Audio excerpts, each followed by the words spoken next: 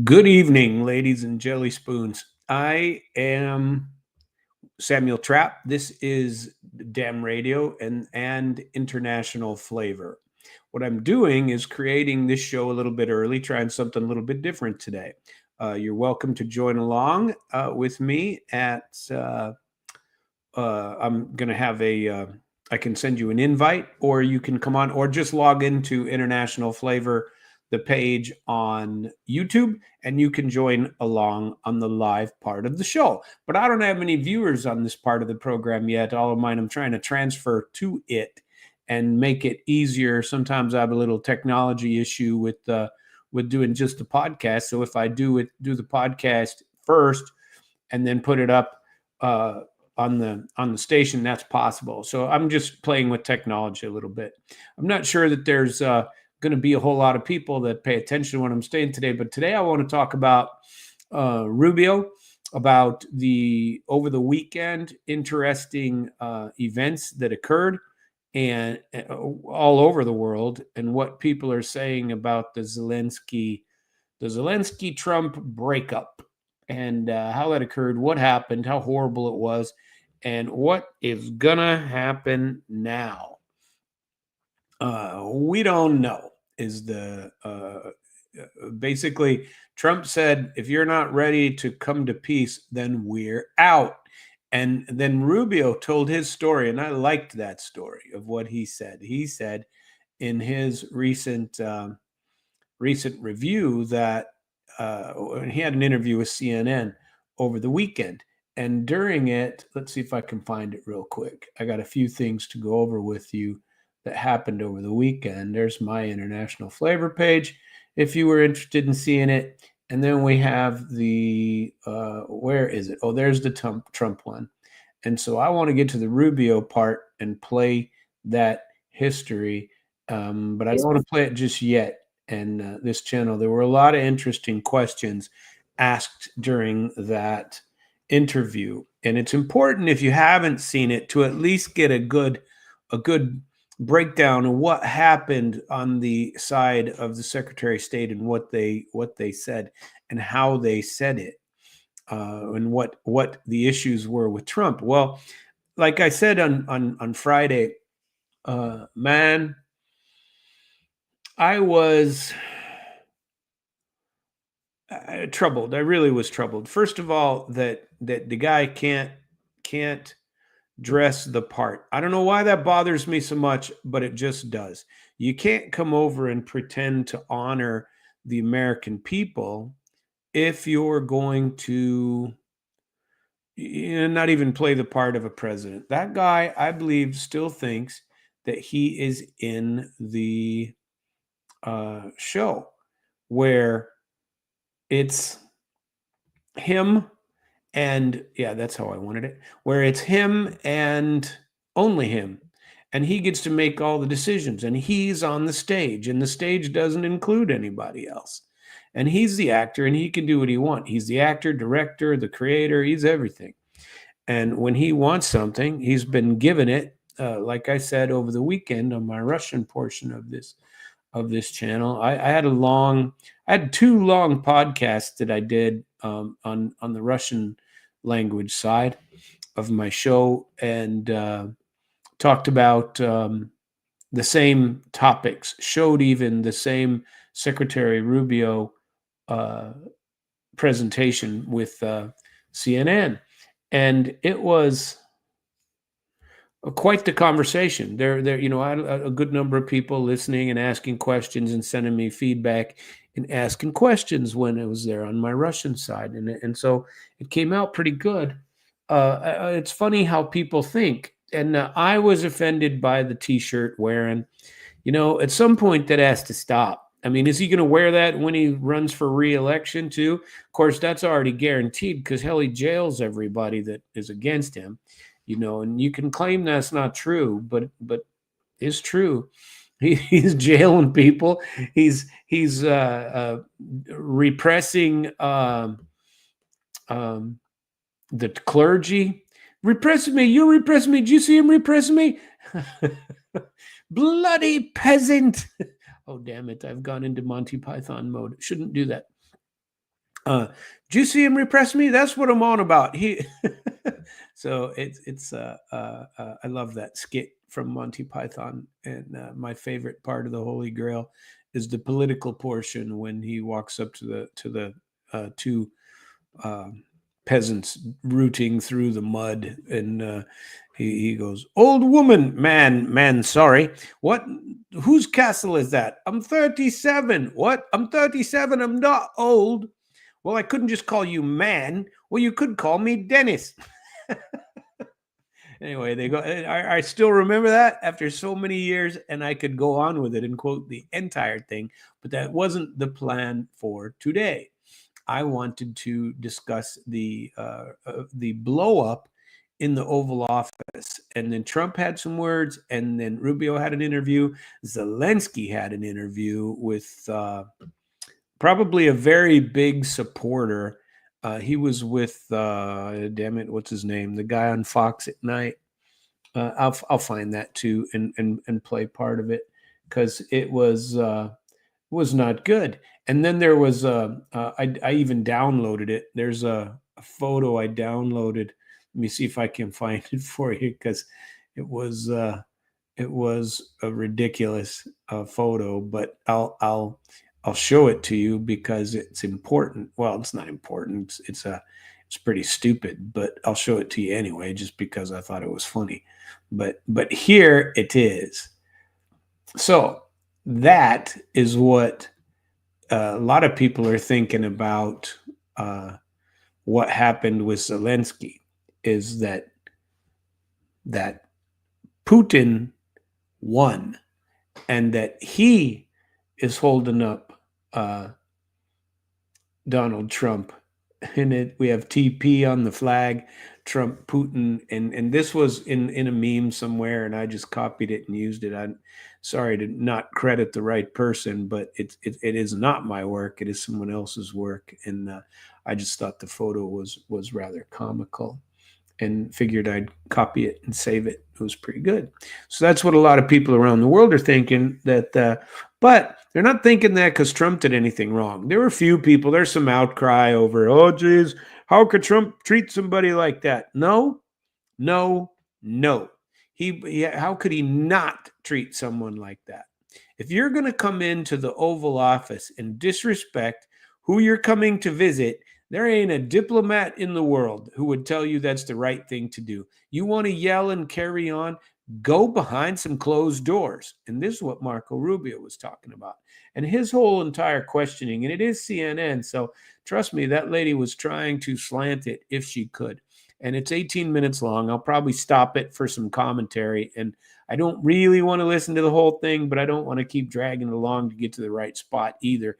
And there's not really a time stamp on it. And it's an interesting interview anyway. And so let's see what he says, because the lady is against him clearly. And the first question has something to do with whether or not Zelensky should apologize. Now, I don't give a crap if he apologizes. That's not important to me at all. But how he can reset. Now, there has been on both sides. Trump even said it, or was it Rubio? One of them said it, that they want to reset too. But the reset is when you're ready for peace, Mr. Zelensky. You can't just come over and tell us we got to provide you security and we got to provide you security guarantees. You don't have any now, and you're losing your butt. You're getting slaughtered and you're killing your people. How long are you going to allow this to go on? But we need. You need to get to the negotiating table and find out what Russia needs to end this slaughter. And security guarantee you're never going to get moving back to the prior borders. You have to accept the field as it is now. That's all there is to it. And people who think that, oh, geez, Russia's done something. What have we done for hundreds of years? 100 years. Probably that's not fair. 75. That we just go into places and take them. We run people off. We change their leaders. We do whatever the hell we want. And it's just wrong. Is that not good? What is going on there? Is that not playing? We'll try it again and see what. And my source. There it is. That's a better picture, Rubio. Anyway, and but anyway, it's time to end the bloodshed. Oh, what do you need to hear from us? In all seriousness, what do you need to hear from us about ending the bloodshed? And when you're ready for it, come back. That's Rubio. That's Trump. That's definitely Vance. They've all said the same thing. Get ready for peace because it's coming. Or if it's not coming, well, do it on your own. Without us, you don't get to be a bully. Now, the Europeans are also nut jobs. They're all out there still pumping more war after the meeting with the old Trumpster. Well, if you can call it a meeting, after the White House blow up, Trump said he will not sign the deal, that the deal is dead until we have something else. There's no need. And Trump is going to start an investigation immediately into Zelensky and his inner circle about where the money went. Now that's important because when that comes up, you're going to kick over some rocks that don't want to be disturbed, and there are going to be some bumblebees and snakes hiding under there. Let me tell you, and there are going to be some people fighting you every single way. And even Senator Graham bailed on Zelensky, said, you know what? It's time for him to go. Zelensky said that. There was a person of the Rada, the parliament of Ukraine, who also said the same thing. Now that guy's, imprisoned by Zelensky. So, of course, but Zelensky imprisons all his guys. And that's not a lie. That's the truth. He's imprisoned all of his opposition. He investigates them, imprisons. He does to them what everybody did to Trump. He thinks that's part of the game. That's part of the game. You destroy your opponents by using the state against them. That's how things are done in Slavic countries. It might even be, it was certainly done in the Soviet Union, and maybe they're trying to figure out how to tie that up again. Who knows? But don't go claiming that he's the good guy here. And then Zelensky goes off to England, and the love of the Europeans is just overwhelming for him. And Keir Starmer says he has the full backing of England. Gave him $2.26 billion plus some more for a total of right around $3 billion. And then he's going to get another $3 billion from Macron. So he didn't come back from his little trip empty-handed. He's empty-handed from the United States, which makes me happy. There ain't no reason we should be funding this loss. How much money, sometimes throwing good money after bad comes back to kick your rear end. And that's what's happening. They're throwing good money after bad. And, if the Europeans want to do that, more power to them, but we should not. Okay? And the 26th, 27th of March, there's supposed to be another meeting with Macron and Germany, and Merz will be there. Starmer will be there. Excuse me. They'll be asking for more money, of course. And that's so within the next month. So by the 7th of March, 6th or 7th of March, there's another $6 billion coming to Ukraine from France and from England. That Germany's supposed to kick in another $3 billion by the end of September. So you got another $10 billion. So in Russia right now, especially in the Kursk region, the Russians have blocked off Kursk. They've come through Sumy into Ukraine and blocked those roads, the supply roads. Now, the Ukrainians have been okay because it's been so cold that the ground has been frozen and they've been able to go other routes. But once the other part comes, it's going to be nothing but a mud bath. And, they'll be driving around. They have to use the roads, and they can't use the road because the Russians already occupy it. So supply is going to be BS when you try to get new men, and they're going to be stuck in Kursk. And they're already getting pot-shotted the hell out of them, and the Russians are destroying them with FPV drones and with missile strikes and anything else you can think about.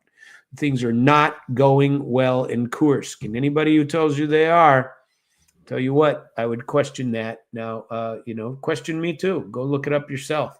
But I have, and I believe that they're taking a beating in Kursk, just like they are everywhere else along the front. Rubio says that Russia is losing thousands and thousands of men.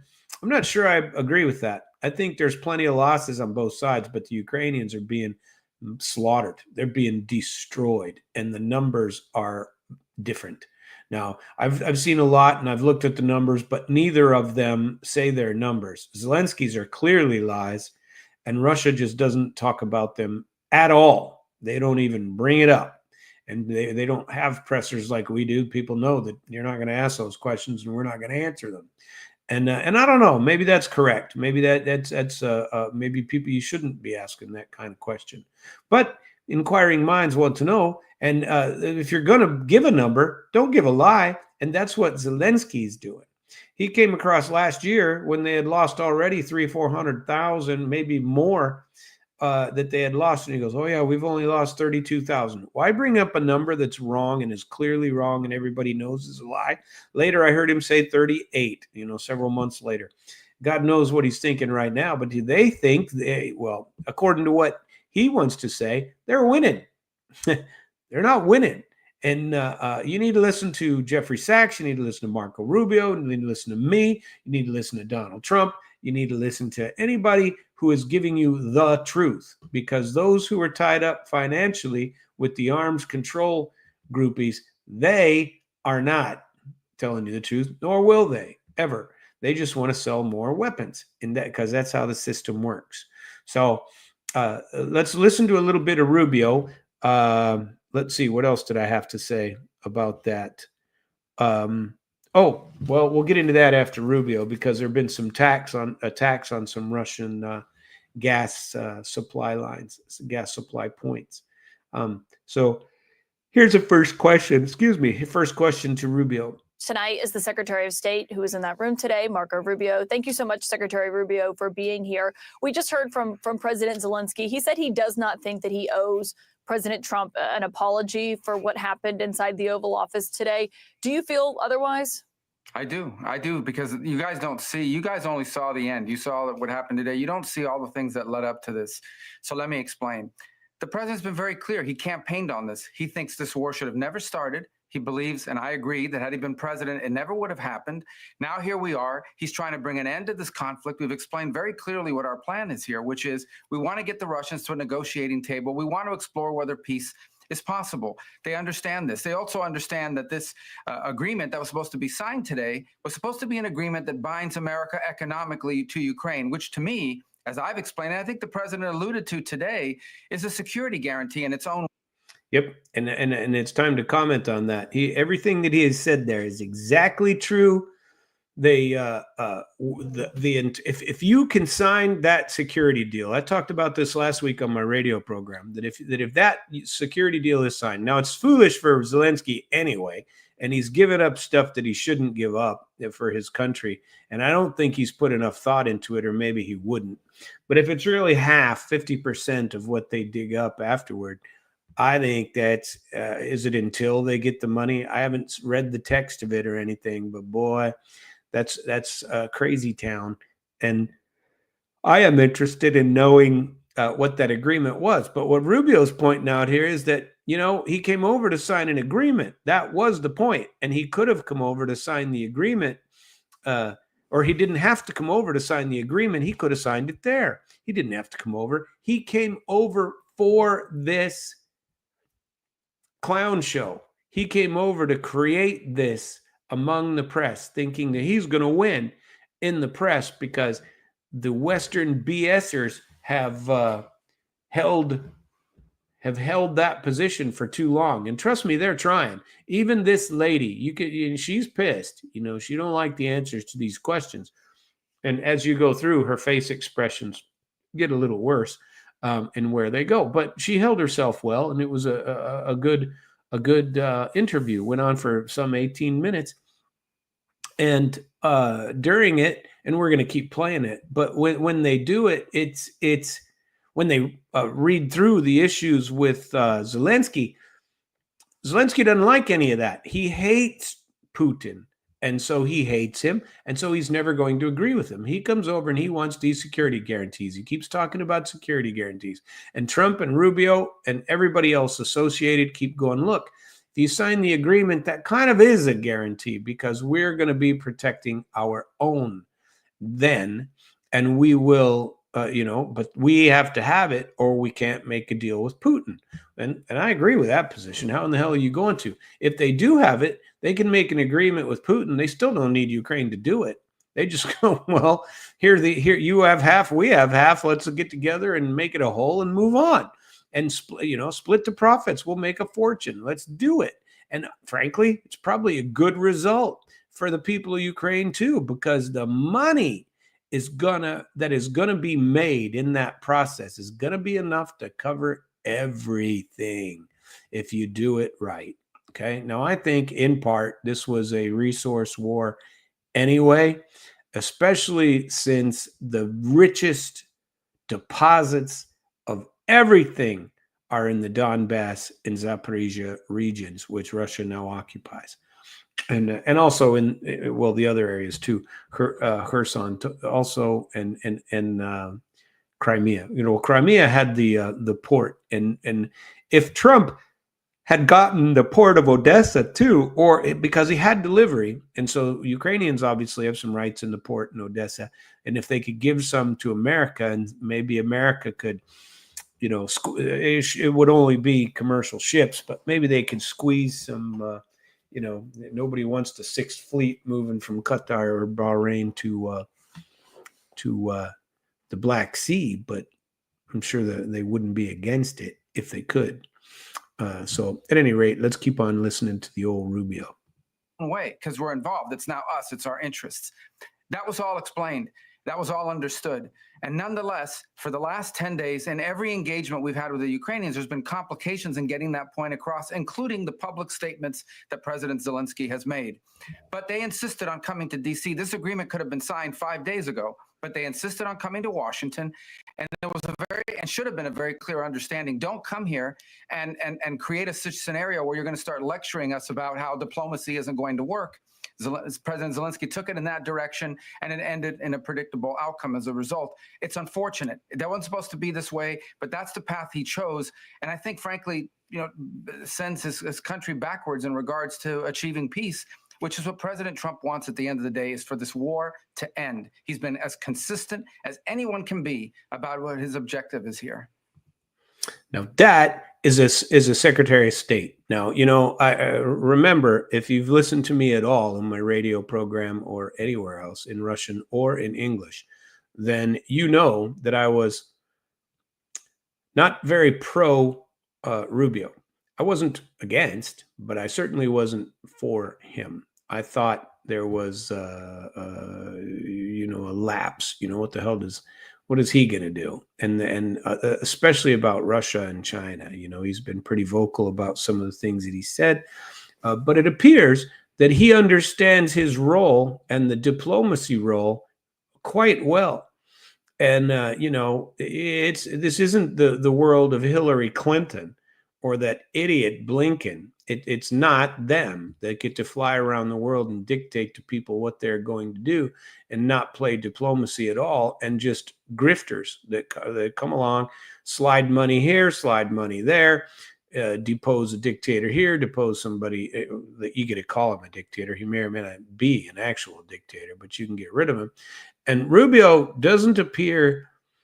I've been pretty impressed with his appearances, and I kind of like watching him. That's kind of why I wanted to put it on this show and say something to people, because, I'm thinking of the future for this country, because I'm a skeptic.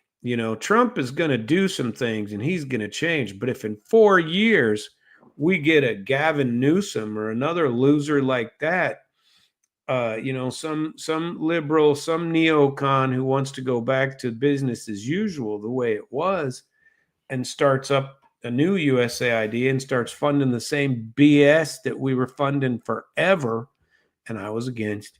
But and so was many other people, by the way. I'm not claiming I was alone, but it's it's foolish to not end this war, and Zelensky is the fool if he thinks that he can just come in and dictate what Donald Trump is going to do. That ain't going to happen. Let's continue with question number 2. But what specifically do you want to see President Zelensky apologize for? Well, this is a good apologize for turning this thing into the fiasco for him that it became. There was no need for him to go in there and become antagonistic. Look, this thing went off the rails. You were there, I believe. It went off the rails when he said, let me ask you a question to the vice president. What kind of diplomacy are you talking about? Well, this is a serious thing. I mean, thousands of people have been killed, thousands. And he talks about all these horrible things that have happened to prisoners of war and children, all true, all bad. This is what we're dealing with here. It needs to come to an end. We are trying to bring it to an end. The way you bring it to an end is you get Russia to the table to talk.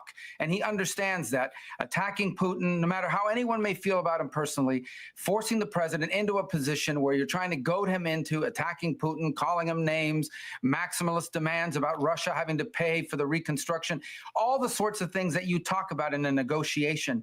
Well, when you start talking about that aggressively, and the president's a deal maker, he's made deals his entire life, you're not going to get people to the table. And so you start to perceive that maybe Zelensky doesn't want a peace deal. He says he does, but maybe he doesn't. And that active, open undermining of efforts to bring about peace is deeply frustrating for everyone who's been involved in communications with them leading up to today. And I think But can I ask you?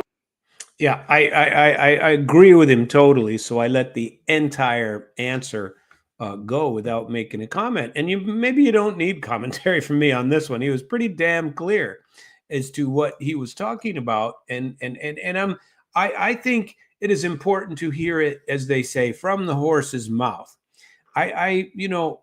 You have to hear it from me, but I try to put as much as possible into it, and at least I've listened to it straight. I listen to other commentators, I always do, but I prefer to get the real scoop. If somebody says, "Did you hear what so and so said?" Well, okay, fine. And in today's world, it's possible. You can go and watch the videos yourself. But if you want to piecemeal them together, you don't have time. I appreciate you listening to my show as often as possible. Put your likes on my YouTube channel and things of that nature. I love it. I want it. I think it's, obviously I spend a lot of time doing this, and I want to discuss why. Well, it'd be real interesting to meet this guy, but he's speaking truth, and Vance is speaking truth, and Trump is therefore speaking truth, and people aren't used to hearing the truth. And you see the CNN chick, she's not handling it well. She didn't interrupt him, which is good, but she wanted to, and Rubio got his say, and you should hear it if you haven't already. Apologize for wasting our time for a meeting that was going to end the way it did. You yourself have said previously that Putin cannot be trusted in negotiations. That was the point that President Zelensky was ultimately making during that conversation, is that there cannot be an agreement without security guarantees, because he was talking about all the ceasefire agreements before, or agreements that Putin has just blown past. And those are the lies right there, that Putin is the one that broke these agreements. They were broken first on the Ukrainian side. And I put a challenge out on my Russian channel, and I'm going to do it the same here, that if you know or can show me where I am incorrect, and that shows that Putin actually breached a treaty, an agreement, the Minsk Accords, 1 or 2, the Budapest agreements, anything, show me that he was the first to break them. Even the INF Treaty, any of the arms control treaties that the U.S. had, which they claim there's a couple of them they claim he breached, but if you read deeply into them, they created reasons to not pay attention to the treaties themselves. But I'm not asking about us and them. I'm talking about Ukraine. That Ukraine, Zelensky, their president, claims that 25 times, he said it in the Oval Office, 25 times Putin broke agreements. J.D. Vance called him on it, and he said, "You don't know, you haven't been to Ukraine." Well, what difference does it make? If you've been to Ukraine or not, you'd know whether somebody's breached a contract. You would have that information, especially if you're the second most powerful man in the world. Actually, I think second most powerful is probably Putin, but you're easily third. And I think J.D. Vance bears some watching. And by the way, so does Rubio. Heck, you're looking for Dream Team when Trump exits stage right. I like to see these two sitting. It was interesting to me that they're all three at this meeting with Zelensky.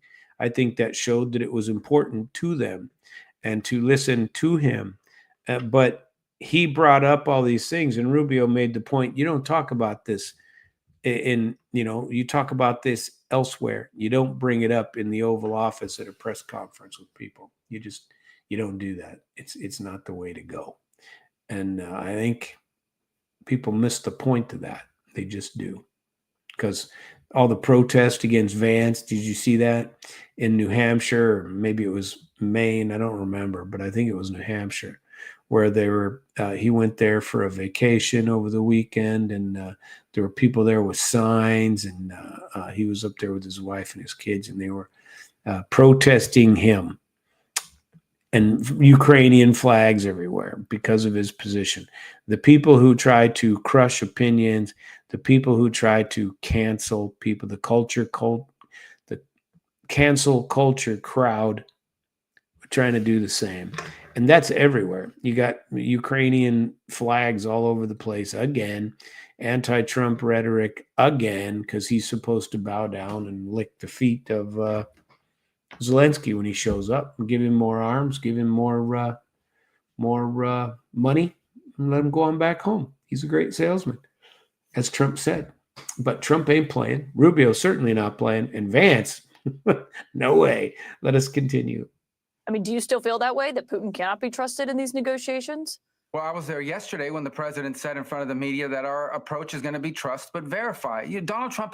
President Trump's made deals his entire life. He's not going to get suckered into some deal that's not a real deal. We all understand this. We understand it on our end for certain. And so the goal here is to get to a place we have to explore whether peace is possible. I've said this repeatedly. I don't know. I think it is, based on what they've said so far, but we have to explore that. How else is this war going to end? I ask people, what is the European plan to end this war? I can tell you what one foreign minister told me, and I'm not going to say who it was, but I can tell you what one of them told me, and that is that the war goes on for another year, and at that point, Russia will feel so weakened that they'll beg for a peace. That's another year of killing, another year of dying, another year of destruction, and by the way, not a very realistic plan in my point of view. So if there's a chance of peace, even if it's a 1% chance, that needs to be explored, and that's what President Trump is trying to do here. I love that answer, and so that's why I let it go. I mean, and look at the lady's face now; she's just not happy. Yeah, and we need a different answer, because he didn't answer the question. Do you think Putin can't be trusted? And his answer was, well, Donald Trump has made tons of deals with tons of people, and you know what? Everything that he just said, that Rubio just said about Donald Trump, you could say the exact same thing about Vladimir Putin and put it out there, that Putin, he don't trust anybody. And he shouldn't, by the way. We've pulled the rug out from under him like Lucy with the football for at least 25 years and probably longer. And pulled the rug out from under Russia. Russia wanted to be part of the world and wanted to be protected. Nobody would. In fact, we went in and raped them and took everything they had, sent people over there and robbed them blind, and took their resources, took their country, and guess who brought it back to them? Now, you can believe that or disbelieve it, but I'm telling you, there's a good percentage of people who believe that way in Russia and believe that Putin saved their country from the depressing years, like our depression, very similar, in the 90s, in the post-Soviet Union collapse environment in Russia. And who dragged them out of it? Who has made it worthwhile? That the country is thriving.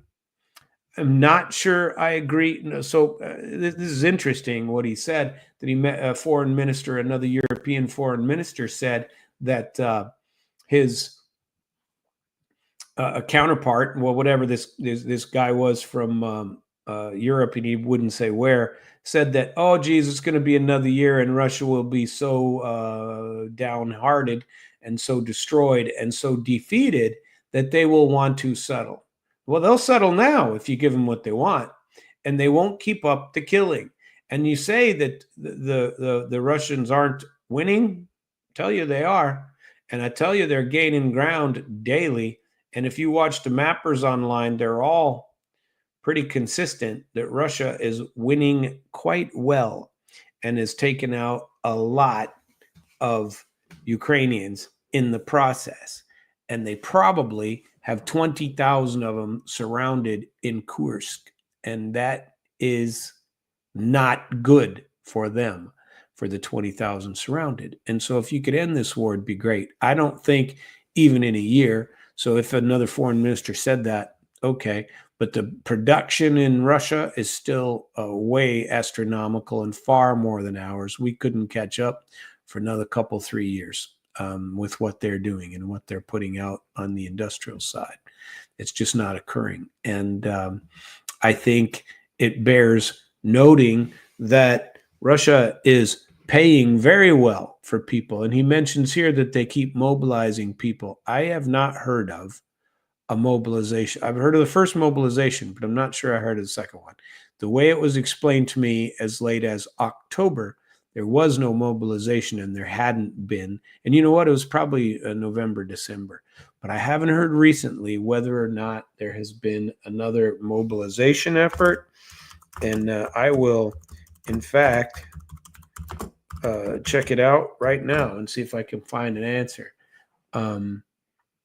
Let's see. In 2022, they had a mobilization.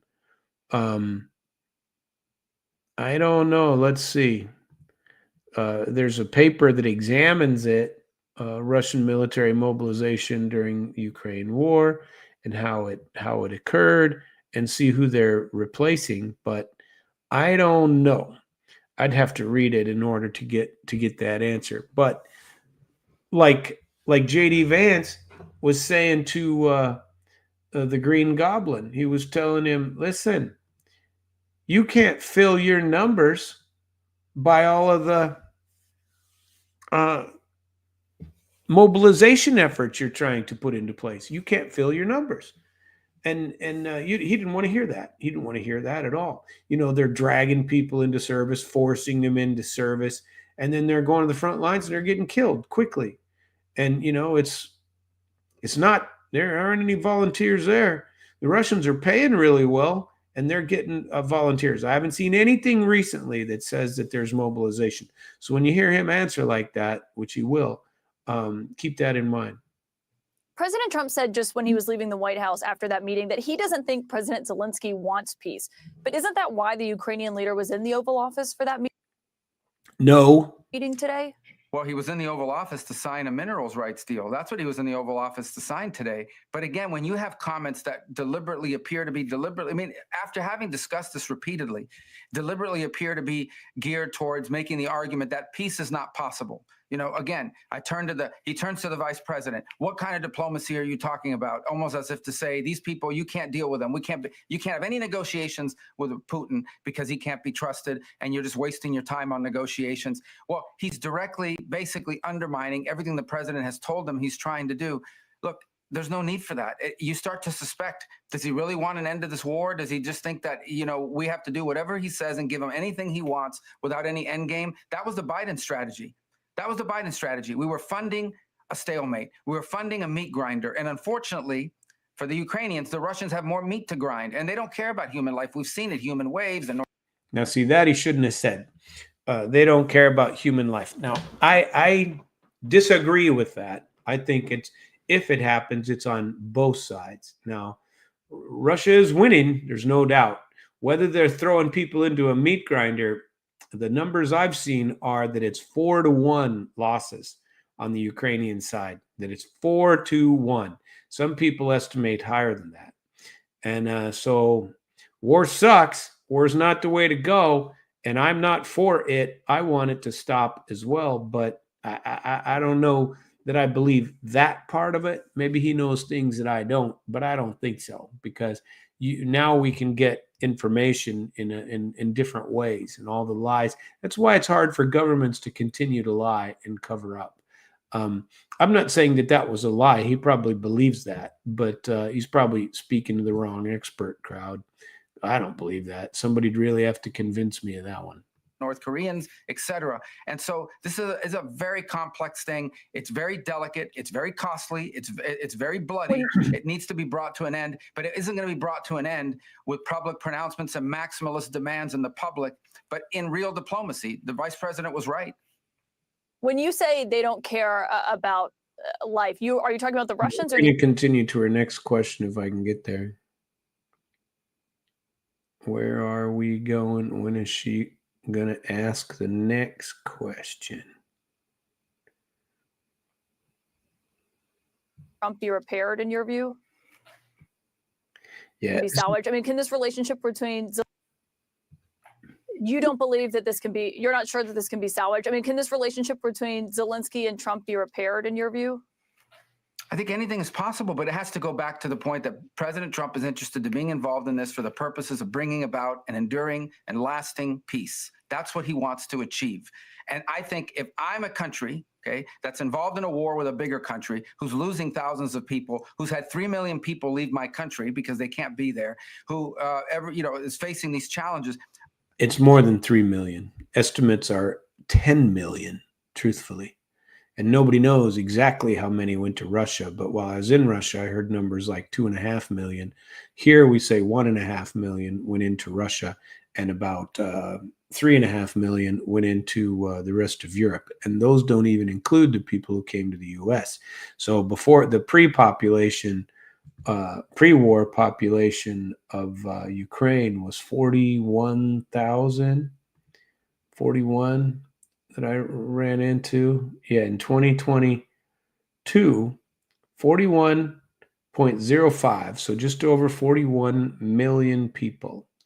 And that number was down from 1993. They had 52 million. So they've been shrinking anyway.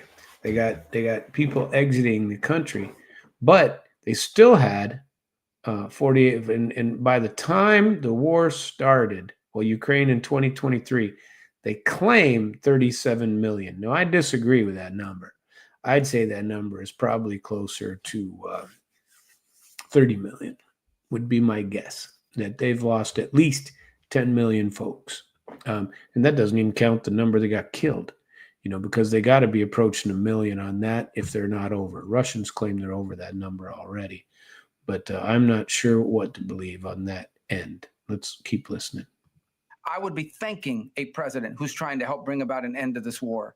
I would be thanking him, and I would be supportive of what he's trying to do, at least in my public pronouncements and in my public posture. And we didn't see that today, and we haven't seen that for the last few days. Now, will that change? I hope so. It should, for the purposes of global peace and stability in Europe and around the world. Well, I would comment that surely Zelensky was not coming to repair. He was coming to lecture. All of this stuff going on and all the preamble, which is all the Western leaders of Europe coming to the White House, parading through, and then bringing their people, their neocons, their liberal Democrats that love the war, their money people, all of the money that wants to keep that money and gravy train rolling. Be damned how many people die in Ukraine. That's not important. Just keep the money flowing, because those people don't get any money anyway. The ones that are dying, they don't get it. The people who get it are the Zelenskys of the world. Are the people like that. People who get it are people who don't go on a podcast and tell you that to disagree with what's going on in the world, like me. But if I had a podcast that was all pro-Ukraine and my flag was everywhere and I spoke Russian and told them how nasty and terrible Russia was, my stuff would be all over YouTube. It'd be all over everywhere.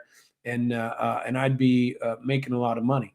At my radio program, same thing. You get on there and you talk about it. A guy with my background that speaks some Russian and can understand both sides.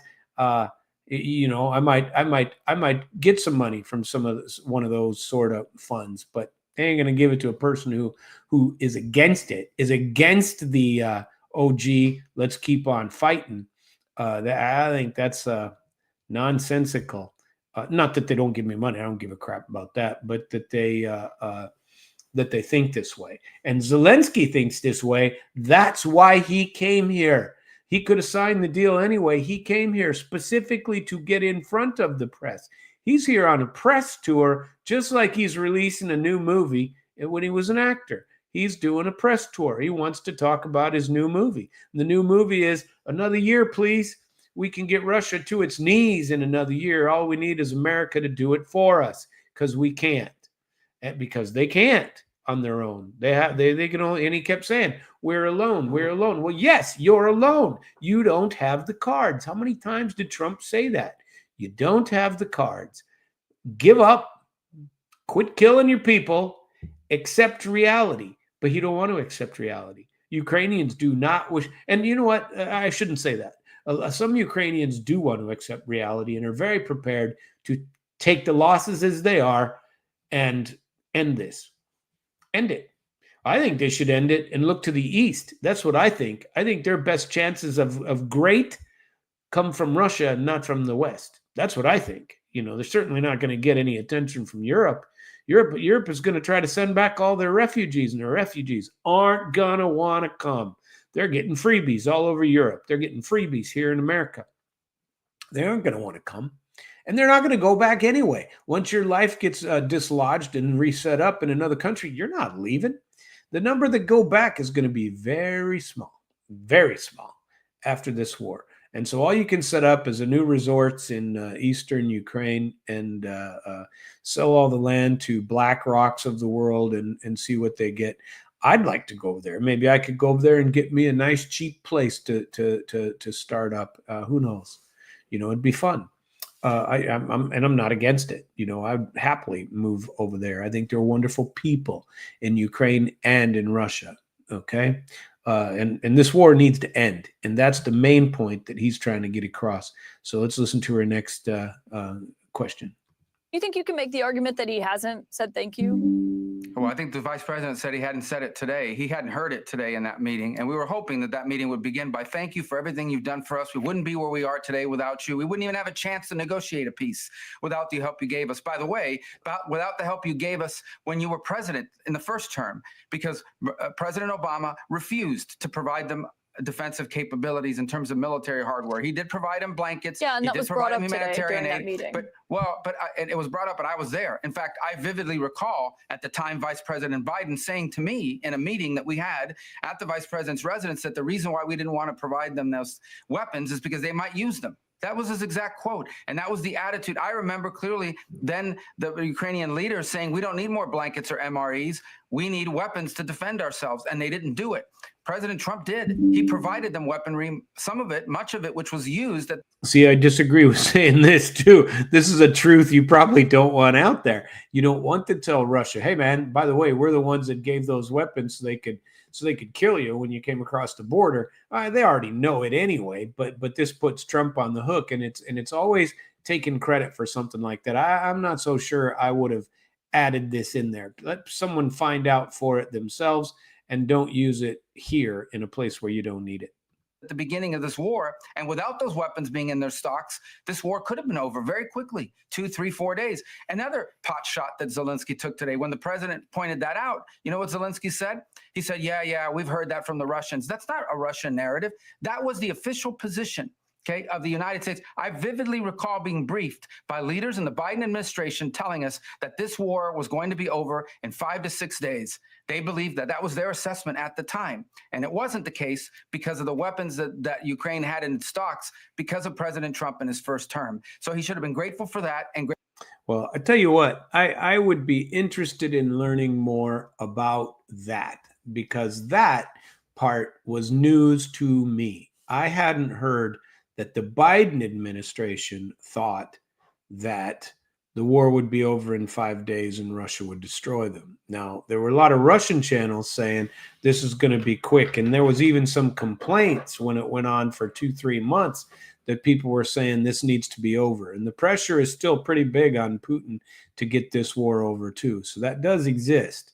But I never heard that our position was that Russia would win within 3 to 5 days. I always heard, and everything I heard, maybe they kept it different behind closed doors, but everything I heard from everyone involved is, oh, Russia's ancient, they're crap. Remember, they're using washing machine parts to fund their stuff, which is BS, by the way. And they're, Russia has a well-oiled machine that is producing all of the weapons of war for them, and that's truth. And so whoever was saying that, but I remember hearing things along the lines of, oh, Russia's going to collapse in no time. People are going to kill Putin, and then you won't have to worry about it. We'll have another Maidan in Russia, and then we'll get somebody who we want in Russia, and then things will be great then. Well, there's no reason not to work with Putin, people. There's really no reason for this war. What is the reason? Democracy? Oh, yeah. We got democracy over in Ukraine, don't we? So ask all the jailed leaders about that. See if they agree with you. I sure don't. Grateful for what we're doing now. And one more point. It's not just President Trump. There's news reports out there from NBC News, at least is one of the places I recall, reporting that Biden had a shouting match with Zelensky for not being grateful and not being thankful for everything that was provided back in 2022. Now, that didn't happen in front of the press. That was leaked, but it got out there. And it should happen in front, not in front of the press. It should be behind closed doors and private. And this was BS, what the old Zelensky monster wanted to get everybody to understand. These frustrations are not unique to President Trump. There was those frustrations in the previous administration, if NBC News is to be believed. Right. But obviously we've never seen anything like what we saw today. But the point that Zelensky was making there is that everyone predicted his demise, and Ukraine was able to fight and to survive. Zelensky was able to survive. The Ukrainian people have been fighting for 3 years. You yourself have said previously that the United States should assist Ukraine as long as the Ukrainians are willing to fight. So I think the question... Ukrainians are not willing to fight, though. The population is against it. The people being mobilized are definitely against it. And you got people who don't want to fight. And they're being sent off to the front lines without the desire, without anything. At least in Russia, they're being paid. I saw the billboards, and they're getting some big money, relatively, to go over there and to fight. And so they're making a life choice. And you're going to be a better soldier if you're making your own life choice than if somebody's telling you what you must do. Coming out of that meeting is what happens next year. I mean, you are the U.S. chief diplomat. Is there a path for diplomacy? Is a ceasefire still a possibility tonight? Well, number one, you know who else said that Ukraine is very brave and very valiant? President Trump. He said it today. He said it repeatedly. Your soldiers have been very brave. Your fighters have been very brave. Your people have been very brave. He said that repeatedly. And everyone recognizes that. But we're 3 years into a war that has no end in sight and no exit strategy. The EU doesn't have an exit strategy. I saw the comments tonight from the leader of the EU saying there needs a new leader of the free world. I mean, these people are just playing silly games and saying these things. What is their exit strategy? What is anybody else's exit strategy? The only person on the planet who is actively trying to bring an end to this conflict is named Donald Trump, the president of the United States. He's the only one that's trying to do it, and we should be helping him to achieve it. And so do I think it's possible? Yeah, I hope it's possible, because that's what we do try to do at the Department of State, is we try to bring end to conflicts, not start new ones, and certainly not extend them. He had two awesome quotes right there that you should put on a plaque somewhere.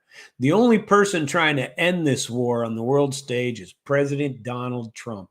And secondly, this is important because if it wasn't the case in other administrations, the Secretary of State's job is to end conflict around the world, not start it. Those are things that need to be said. And those things need to be broadcast to the planet that you know what? This guy's right. This guy's doing the right thing. And everybody needs to really point that out. And you know what? This is, the more I listen to Rubio, the more I like him. And I got to tell you, I was a skeptic. I was a big skeptic, and you know, JR was having his you know, on damn radio was having his daily telling who's getting appointed to what post. And I remember several times when we were on his program and he's talking about Rubio, and I would say the opposite of what he was usually saying. These are great picks. These are going to be good leaders. These are going to be this. And I'd go, I don't know about that Rubio. I don't know. I think Vance is going to be pretty cool. I like how he thinks. I like how he talks, you know, and I'm not sure, you know, about the Rubio element, but tell you what, he's impressive. And after those two quotes that you can put on a plaque somewhere, you know, those are something that should probably be presented because People have forgotten that over the last 30 years. They have forgotten it. And if this young man is getting, well, he's not that young. He's he's younger than me, but not by a whole lot.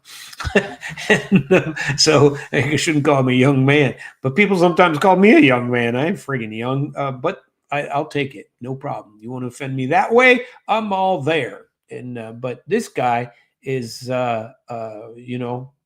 might be bringing back actual diplomacy. Sergei Lavrov is the best diplomat on the planet.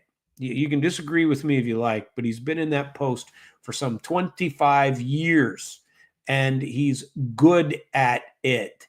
And when you listen to him, he doesn't need a teleprompter. He doesn't need a notebook to read. He needs, like me, I need my what do you call it, notepad that has interesting points I'd like to bring up, but I don't have a teleprompter. I'm not reading a script. I'm putting together my thoughts, and says that's how you know they're my thoughts. And what I honor the most about all of these guys is these are their thoughts, especially Trump. Trump, you couldn't force him to use a teleprompter, I don't think. I mean, I'm sure he does for some of the bigger speeches, and he was campaigning too, but, that's a rough job. And he's got to say the same thing, but he never read them all the way. He was off script all the time. So I'm impressed by these guys so far. Next question. Where'd it go? Senator Lindsey Graham, after having lunch with President Trump today, funny. said Zelensky either needs to resign or they need to send someone over that we can do business with. Do you feel that President Zelensky needs to resign? Well, that's Lindsey's feeling because he feels very passionately. He's been a very strong supporter of Ukraine. Lindsey Graham has been one of the strongest voices for Ukraine. Well, the United States, the president's taken no position on that. What he said today is let him come back when he's ready to do peace. That's what he said.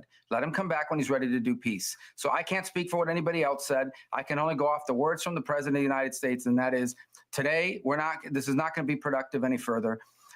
When Zelensky's ready to make peace and he's serious about peace, let him come back then. And that's when we'll re-engage with them. And what he means by that is when he understands. And how will you measure that?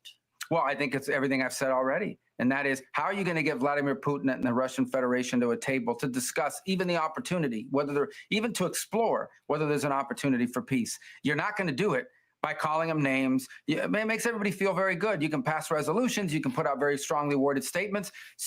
Senators can do it. I did when I was in the Senate. House members can do it. Commentators can do it. And countries that have no real skin in the game can do it. But when you are the president of the United States of America and you're trying to bring about peace the way Donald Trump is trying to bring about peace, the only way to do it is you have to create space for people to come to the table and talk. And that is something we should all be applauding, not criticizing. And not pretending that we can just extend this war forever until and that everybody has unlimited resources to continue to fund it on both sides, by the way. I love that. And so, I really like this interview, which is why I chose to bring it up today. I'm going to remove this from the screen for now and then talk just me for just a little minute because I want to find the next post I wanted to now there's something coming out. Mike Waltz is saying that Washington wants to see a leader in Kiev who can deal with the Russians and end the war. That just came out. That Mike Waltz, National Security Advisor, said that. But what I wanted to do was go back through my history without showing anything perhaps people didn't want to see. There's people in Ukraine are crying. There's some videos of that say, and the one with the Ukraine ambassador with her head in her hands is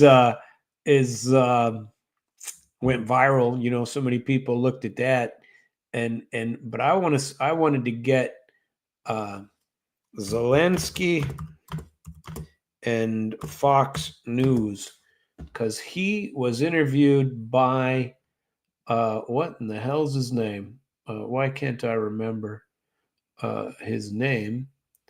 But he got interviewed on Fox News by their nighttime guy, their evening guy, got interviewed. And here it is, most of it. And we're We're going to listen to some of it. And I don't know why I can't remember this guy's name. I just lost it all of a sudden. Uh, here it is. And this is unbelievable to me that he won't answer the question. So let's look at the difference and see who the diplomat is. And if the diplomat is ours or theirs, because it's disgusting to me how this all turned out. And I haven't made any decisions yet on the Zelensky videos of him after the breakup, that occurred. But we're gonna listen to a little bit of Brett Baer. Jeez, thank you. Special report, Brett Baer. Here he is. I like listening to him. I think he's a smart man, and he doesn't destroy people. He doesn't push them, but he wants an answer to the question. And 3 times he tried to get Zelensky to say whether he wanted. So we're going to listen to his report. It's a little longer than I want to, but we'll try to get in what we can. Okay. Welcome back to Special Report. Ukrainian President Volodymyr Zelensky. Mr. President, thank you for the time today, especially on this day. Now here he can wear his damn polo. But damn, he should have been wearing a tie in the Oval Office. Continue to do this interview. President Trump said after your meeting that you disrespected him and the vice president and all of America in the Oval Office. I agree with that, by the way, that Trump statement. Do you think you did? And do you think you owe an apology to President Trump? Thank you so much. First of all, thank you for the invitation for this dialogue, and good evening to all your country, to all Americans. I'm very thankful to Americans for all your support. You did a lot. I'm thankful to President Trump and to Congress bipartisan support. And I was always very thankful from all our people. You helped us a lot from the very beginning during 3 years of full-scale innovation. You helped us to survive. Anyway, we are strategic partners, and even in such tough dialogue. And I think we have to be very honest, and we have to be very direct to understand each other, because it's for us very necessary to President Trump. And I'm with all respect that he wants to finish this war, but nobody wants to finish more than we, because we in Ukraine, we are in this war, we are in this battle, a battle for freedom, for our lives. So I'm just telling that I think that we have to be on the same side, and I hope that the president on our side together with us, and that is very important to stop Putin. And I heard from President Trump a lot of times that he will stop the war, and I hope he will, and we need to pressure him with Europe, with all the partners. And I think this dialogue had to be a little bit earlier to understand where we are. Like, I don't remember exactly, but like President Reagan said, that peace is not just an absent the war. Yes, we're speaking about just and lasting peace, about freedom, about justice, about human rights. And that's why I said that I think so, the ceasefire, and Putin, he broken 25 times ceasefire during all these years, 10 years. And he said it again. Here's Putin broke the ceasefire and for 25 years, 25 times in the last 10 years. Those are his words. I want to see that. His words on breaking a ceasefire. I don't know what he's talking about. And I'd like to see that, breaking the ceasefire. These guys didn't honor, and in fact made jokes of, and you could watch some of them yourself. Go back and look up what this guy said about the Minsk Accords. Look up what about the Budapest Agreement and those sorts of. Oops, that shouldn't have come up. Well, let's continue. And so far, I let him talk for quite a long time, and he hasn't said a word about an apology. Not a word about whether. Well, I'm sorry for. You know what? And he could have put it this way. He could have said something along the lines of, well, you know what? I apologize that it came out in the way that it came out. I'm a passionate man, and I got some things that I need to, that I wanted to say. We shouldn't have done it in front of the press. That should be done here with Brett Baer. That should be done with whoever else you're seeing on your on your movie tour when you're creating a new movie about how wonderful war is, right? That's this is the place for that. Okay. He could have said these things here, but he wanted to make sure that he did it in front. He's been trying to convince them that they're wrong. He's been trying to convince Trump. He didn't have to convince Biden. Biden was wrong. He was happy to be so. And so were a lot of other people. They were happy to be wrong and did much damage. But he's coming over here trying to convince Trump, Vance, and Rubio that they're all wrong. And they already have a decision, and they already told him, according to Rubio in that last report, they said that, you know what, we're not here to for this purpose. We're here for you to sign a deal. They were talking about a deal in another room, and this guy chooses to use the White House Oval Office to have an argument, to judge a case. Not the right place. Let the press ask the questions and answer them. But why is he asking questions of J.D. Vance? Nonsense. And saying things like this, he knows he's on the global stage, so he just wants to throw out whatever lies he thinks might stick to the old Putin. So I'm not hearing from you, Mr. President, Here's a number thought 2. that you owe the president an apology. No, I respect the president and I respect American people. And if, I don't know, if I think that we have to be very open and very honest. So open and honest. I'm not That's sure it. that we No did apology. something bad. Okay. I think maybe sometimes some things we And have to I don't care discuss, about the out apology. I just want you to know. out of media, with all respect to democracy and to a free media. But there are things where we have to understand the position of Ukraine He doesn't and have a free Ukrainians. media. And I think that is the most important thing. Yes, Most we are important partners. to understand we are very Ukraine and close Ukrainians. partners. We have to be fair. Okay. We have to be very free. We have to be. I'm told that you were told multiple times from lawmakers on Capitol Hill and the White House to make today about the minerals deal and the economic deal, and then get it signed and let negotiations play out over security guarantees step by step. Is that true? I said that we have to sign this document, and we are ready for this. And this will be the first step to security guarantees. But it's not enough. I think so. Maybe I don't know something. I don't know some details. That's why I wanted to share it with the president, my thoughts, and to hear him again, because he has a plan how to stop Putin. And maybe, as I said, maybe it's out of big conversations, but we have to share it. This is so sensitive. Just a ceasefire without security guarantees. This is so sensitive for our people. I'm speaking like a president of a people who are in this struggle 3 years, and they just want to hear that America on our side and that America will stay with us, not with Russians, with us. That's it. But I'm sure that it will be. This is the first step to security guarantees. Europeans, first step we don't didn't need go to lose very them. well. They are good allies for the United States. The United States is the most or the biggest donator of support and of peace. But and he was here for his donations of more support. People are getting rich off of this war. People are getting fabulously wealthy off of this war. And then there are other people who are just meat, and they're being thrown out to die. And people need to understand that. And it's not going to change by giving this guy more money. That will not change. Well, the rich people will steal it, but it won't change for the people that are dying. And I don't think this guy is thinking about those that are dying, although he pretends to. don't need to lose Europe, and they also want to know next steps. We have to be very open to understand how to stop the war. Right. But do you think the You public stop the war by stopping in the Oval war. Office in front of the media served Ukrainians well today? No, it didn't. I think this kind of spat is I mean this we have. I mean, this is not good for both sides anyway. And I very open, but I can't, change our Ukrainian attitude to Russian.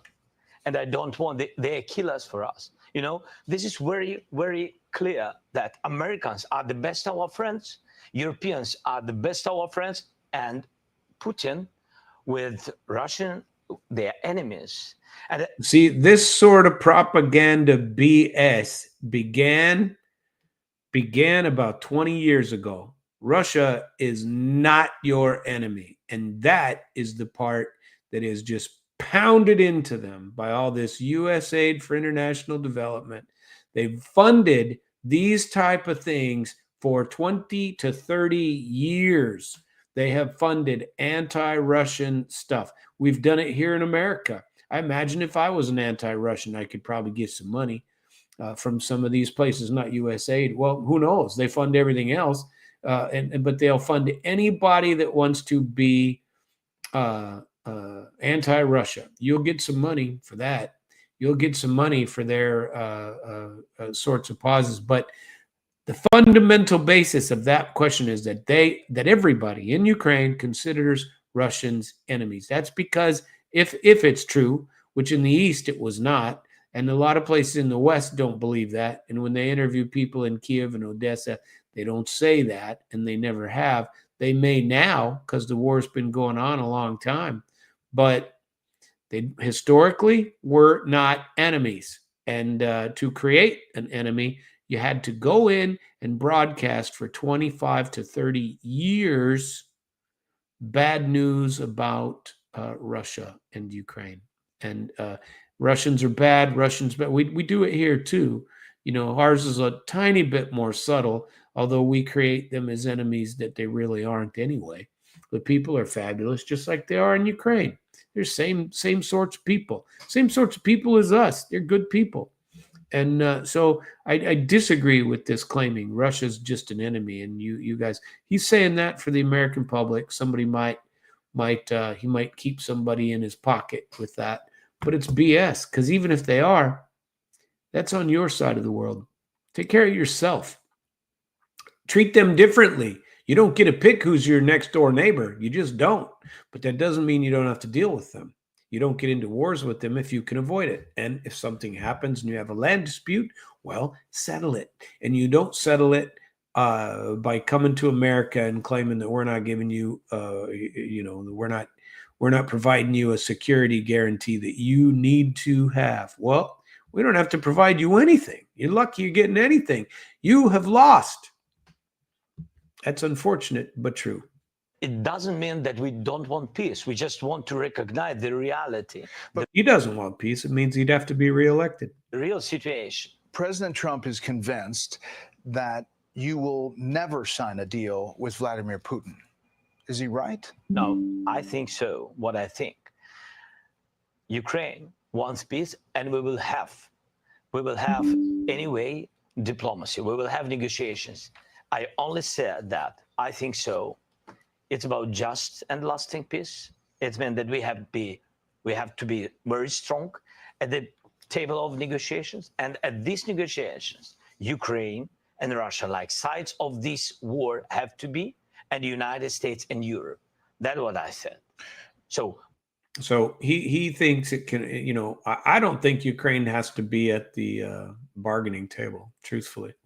I think they should just be, and I think Trump feels the same way. I think they should just be told what to do and be done with it. And I'm not sure that he's going to like that answer when it comes up.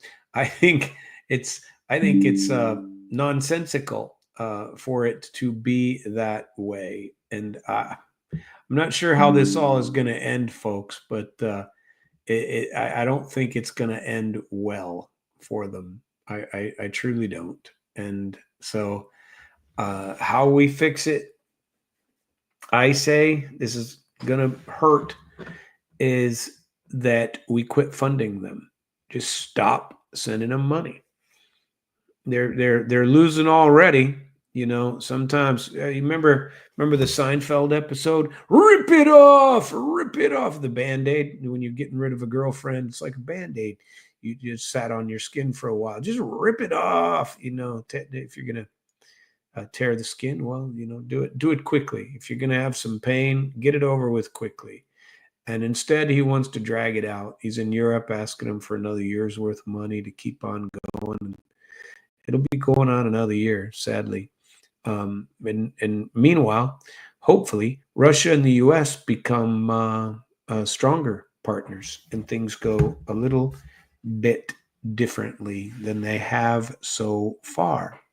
Let's listen to what else he had to say. There were two opportunities for him to say he apologized. And frankly, I don't care if he does or not. I just think it's interesting. And I'm not so sure he owes an apology. I think he owes an apology to the American people and the press corps, but this is an argument he should have had with Trump anyway. And but they should have had it behind closed doors and then come out and say, well, Zelensky's not ready to make peace yet. And so he's going to go home and regroup, and we'll meet again when he is, which is what happened anyway. But now you have this blow up in a place where you really didn't need to see it, but you have anyway. So I'm not so sure that that I added the sound to that screen. So I have to make sure that I do. Okay. And then I'll share it. And we shall. Yeah, a window doesn't allow me to share. So I'll go back to the whole screen anyway. Okay. And there you have it. Sorry for my playing around with the video, but there you go. This is where I was trying to get you, but to do it where I could look at them and keep it closer together. We are ready for peace, but we have to be in strong position. What does it mean? Just to know that our army is strong, that our partners with us, and that we have security guarantees. Am I not right? If your army is strong, why do you need security guarantees? If you stop fighting with your neighbors, you don't need security guarantees. And where is the basis? This is a question I like to ask that nobody ever answers. All they ever come up with, ever, is Putin's bad guy. He's going to take over Europe. Putin's bad guy. He's going to invade Poland. Putin's bad guy. He wants to get into the pre-Baltic. Putin is a bad guy, and he really needs to be taken out. But never does anybody explain how and why and where you had Zelensky claim 25 times of breaking the treaty. Where are they? Provide them. I'll see if I can find a list myself for the next show, but I think it's important. These people are a menace, and Zelensky's a menace. Truthfully, every time it's always about the money. Give me money, give me money, give me weapons, give me weapons. You don't care about his people. He makes money off of that. And they say that half of the arms that they've been supplied have been sold outside of the country. White House today, President Trump said this. He's looking to go on and fight. He wants to come back right now, but I can't do that. What do you make of that? Do you want to continue fighting? Do you want peace? And if he had the opportunity to go back to the White House right now, would you do it? No. First of all, we want peace. That's why I'm in the United States. That's why I visited President Trump. And thanks for invitation again. The deal on minerals is the first step to security guarantees. It's meant for the peace, closer to peace. That's why I'm here. And we have tough situation. To understand it is to be in Ukraine. You saw it, Brad. You was once. Thank you again. So I think that's very important to understand what's going on. But I respect my soldiers and our people, our civilians who work and support our warriors. I can't say just stop. Nobody will stop because everybody afraid that Putin will come back tomorrow. We want just and lasting peace. It's true. We want security guarantees. We raise this topic about NATO the quickest way, but not all the countries are on this side. I said, okay, if not NATO, nobody is pushing. If not NATO, let's build NATO in Ukraine. That's my position. Europeans are ready to have contingents on our territory, boots on the ground. United States thinks maybe to help, maybe USA backstop, have to be just to guarantee that they are with Europeans. Look at Europe, it's strong. Do you know the funny part of all this? And that's exactly what I wanted to say, where he said, Europe is strong. His last words there. And it looks like I cut off just at the right point. I don't know that Europe is strong. I think he's mistaken there. And Putin has said repeatedly, if you put NATO troops, you put armies from other countries in Iraq, in Ukraine, they will become legitimate targets. And I will authorize my people to take them out. None of those people want to go fight for some country that's been destroyed by war already. They don't want to fight for Ukraine. How is that in the national interests of Europe? I really want to know the answer to this question. And never do they talk about it. The only thing, even this guy says right here, the only thing he's got on his mind with security guarantees is Putin's evil. He's coming after us. That's it. That is all. And if you don't believe that, then you don't believe anything that comes afterward.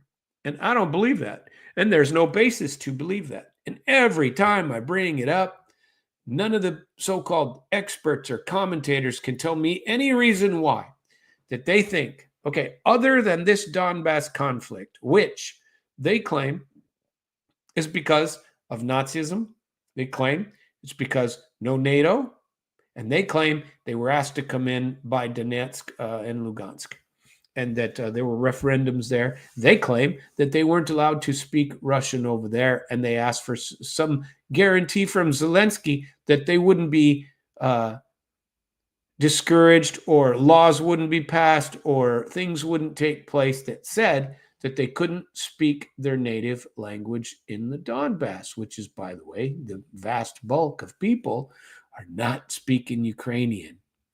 And by the way, Mr. Zelensky was a huge Russian-speaking comedian before he ever knew anything about Ukrainian. His Ukrainian, according to people I hear, I don't speak Ukrainian, so I don't know, said that his Ukrainian isn't all that fantastic, or wasn't when he started. And that he spoke Russian. Hell, he spoke Russian in his home when he grew up. He went through all that stuff. And his hate for Putin is just unreasonable. And aside from these lies, okay, you lie and say that Putin wants to invade everybody. If Putin wanted to invade everybody, wouldn't he have already done it? I mean, how hard would it be for him to take the pre-Baltics? Why wouldn't he jump? I mean, they had a common border with Finland without guards for 100 years. Nothing. And then as soon as they joined NATO, now it's a hard checkpoint and hard to get across. And they have visa requirements, and everybody used to be free and open. And same went for the Baltic states. You know, people could come in, and now it's different. You know, you create an enemy out of somebody, you've created an enemy, and so they have to act differently. And that is unfortunate. And I think a lot of people miss that point. That nobody ever. So you always get to pick the basis of your argument, but you never got to supply a real amount of knowledge about it. You just don't have to do it, and it's really unfortunate. And I challenge everybody to look into that and find out, because if you're still a flag waving Ukrainian, Putin invaded Ukraine and blah, blah, blah, and I can't convince you otherwise, okay, I get that. You may know things that I don't know. I'd be happy to talk to you about them and bring to my attention the things I don't know. Maybe you can change my mind. But you don't just say it by, well, Putin's a dictator, Putin's a bad guy. You think Zelensky's not a dictator? You think he's a really good guy? I am not so positive of that. I think there are some things that perhaps need some looking into, where all of his political opponents are, especially whether or not free speech, is there any freedom? He keeps talking about freedom and democracy. First of all, there is no democracy, and freedom certainly doesn't include freedom of religion or freedom of speech, which are both suppressed in Ukraine pretty dramatically. And there have been plenty of reports about that. So if you think Putin is a dictator, well, you're looking at number 2 right there. Maybe he's like number 2, but he just wants to, and he don't like Putin, and he can't deal with Putin, and he can't deal with anything having to do with Putin. his hate just comes out. So he's never going to save his country. There were some interesting articles also that came out about what do you call it? Ukrainians crying all over. And I didn't see where that was, but it doesn't really matter. But while we come upon the end of the show here, I wanted to talk to you about how you can reach and get a hold of me. I think this Zelensky thing, and I'm not sure what's going to happen about this this war and about how they plan to, this exit strategy. There just isn't one on the European side. How are they going to end this war? Their idea is, and they've already shown what they're going to do over the weekend, we'll just keep funding them. As long as the Ukrainians are willing to die, we'll keep funding them. Well, okay. I suppose I can go with that. I mean, I don't want to say I don't care. I do care. People shouldn't be dying, but it's not going to do you any good. No amount of money, truly, is going to help. Russia is fighting for what they believe is their existence. They are fighting for, well, part of this is fighting against the unipolar world, fighting against, hegemony. Ukraine wants to join Europe and pretend that they don't have any Pravoslavyansky, Slavic history. Well, they do. They're strong Slavic people, but they were always partly one country. They got along very well, got along greatly, and it's only the last 20 years and all of this propaganda pumped in that Russia's the bad guy on the world stage has been to target and to create the very situation that we are in right now. That is very unfortunate. It's very wrong, and I wish it wasn't true, but the fact is that it is. So I invite you to come upon my programs. I try to do a Russian live stream 3 times a week. I schedule them a couple of days in advance. I have one currently scheduled, for Tuesday morning. I want to get one done on Tuesday, and that'd be 7:30ish. And right here, same time. Well, different channel. That'd be Ruska Gavriashi Amerikanets or at Samuel Trapp on YouTube. And you can watch it, but they also record into my podcast, and you can find them. Here's one, International Flavor. This one will show up here on the International Flavor side because it's in English. The Russian channel will show up in a different spot, which I don't have scheduled, but you can also listen to me on Damn Radio. So my schedule is, this is Missouri time they're showing here.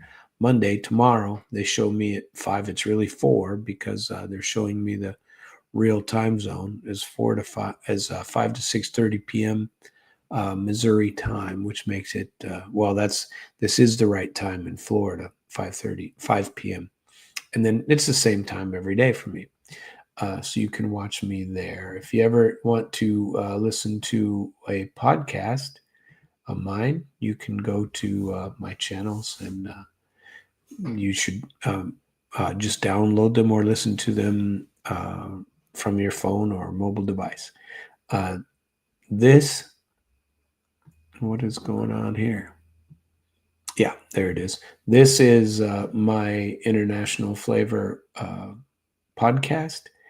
And this show that we're doing right now will show up here above the show from Friday. And there's one more that'll show up as well. This one will show up there. And then I did a couple in Russian that I really, let's see if I put that in here. It's International Flavor, RUSSIAN.